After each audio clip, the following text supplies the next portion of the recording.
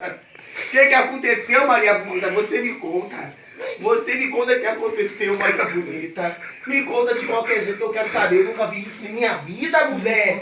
Homem, o que aconteceu? Os homens estavam tudo em pé no tabaco. E quando fazia assim, quando estava vindo o tambor, olha o peito que acontecia. Eu não sabia o que aconteceu com o peito de tabaco. Me fala, bicho. O quê? Me fala, bicho, o que aconteceu.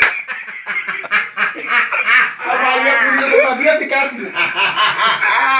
Só sabia ficar rindo. Me conta, bicho, que você estava lá mais tempo do que eu na função. O que aconteceu com aquele tabaco, mulher? Você não tava ali, só tinha 50. Homem, mentira, homem. Não deu comida do tambor, não? O tambor só fazia, ó. Ah, mas não dá pra entender o que estava acontecendo. E nada virou. Foi uma confusão. Um cheiro de barbontinho cheiroso, um peido que só que peidava, que peidava, que peidava. Não dá pra entender, Maria Bonita. Fale, homem, que tá falar, mulher. Homem, que tá acontecendo, homem?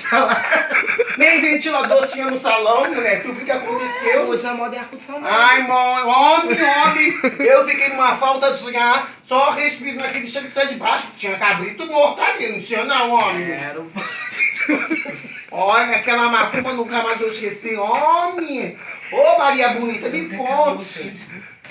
Ai, para com isso. gente, aqui é Mãe Lourdinha com Mãe Camburão, tá? Vamos lá, gente. Vamos curtir, tá, gente? Vamos curtindo Mãe Lourdinha com Mãe Camburão, de verdade. Homem.